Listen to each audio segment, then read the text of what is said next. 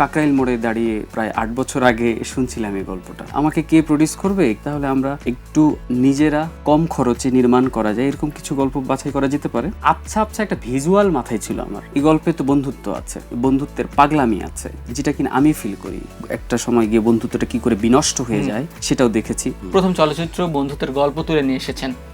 90 দশকের একটা কথা বলা হচ্ছে যে হারিয়ে যাওয়া যে সোনালী অতীত, আমরা যেটা বলি যে ভিসিআর যুগ বলি, যাত্রাপালা বলি, বা আরো অন্যান্য যে বিষয়গুলো আছে যেটা রেসিং বলি, যে বন্ধুত্বের এই পাগলামিটা যে সবই এক মোড়কে তুলে নিয়ে এসেছেন। যে এই ধরনের গল্প পছন্দ করার ক্ষেত্রে আসলে বিশেষ কোনো কারণ ছিল কিনা প্রথম চলচ্চিত্রে?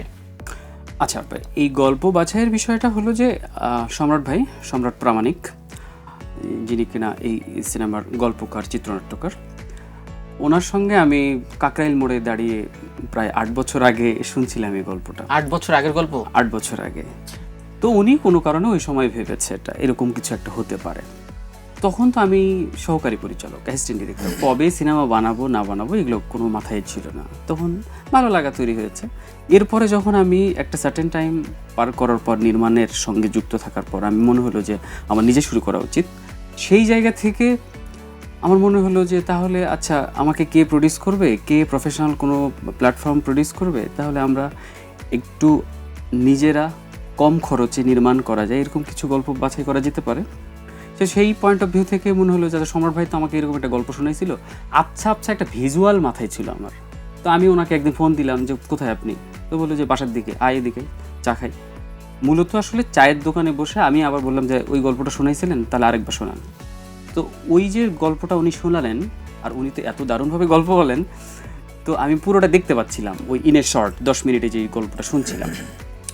তো সেই জায়গা থেকে আমার কাছে যখন গল্পটা শুনলাম, তখন মনে হলো আচ্ছা, এই গল্পে তো বন্ধুত্ব আছে, বন্ধুত্বের পাগলামি আছে, যেটা কিনা আমি ফিল করি। কারণ এখানে স্পয়লার হয়ে যাবে, কারণ একটা সময় গিয়ে বন্ধুত্বটা কি করে বিনষ্ট হয়ে যায় সেটাও দেখেছি। আমি যেহেতু বন্ধু হারিয়েছি আমার এই ছোট্ট জীবনে, তো সেই বেদনার জায়গাটাও আমার এক ধরনের, বা সেই জায়গাটাও আমার এক ধরনের টাচ করেছে।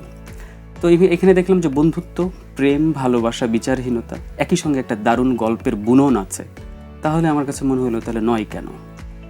এবং আমার কাছে মনে হয়েছে যে এই ছবিটা যেহেতু গল্পটাই এমন যে ইয়থ সেন্ট্রিক, এই গল্পের বয়সটাই হচ্ছে এই 20-20 আশেপাশে, তাহলে তো সেই জায়গাটাকে, জিনিসটাকে ওইভাবেই ইয়থ মুডেই নির্মাণ করতে হবে। তো আমার কাছে মনে হয়েছে যে এই ইয়থ, আমি নিজে ইয়াং, এবং এরকম ইয়াং কাস্ট অ্যান্ড ক্রু নিয়ে এই ছবিটা ভালোভাবে নির্মাণ করতে পারবো বলে আমার বিশ্বাস তৈরি হয়েছিল। একই সঙ্গে আমার শিক্ষক সম 2 বড় ভাই সম্রাট প্রামাণিক এবং শরীফ সিরাজ এটার সঙ্গে যুক্ত হলেন, এবং যার ফলশ্রুতিতেই ফাইনালি আজকে সিনেমাটা দেখা যাচ্ছে।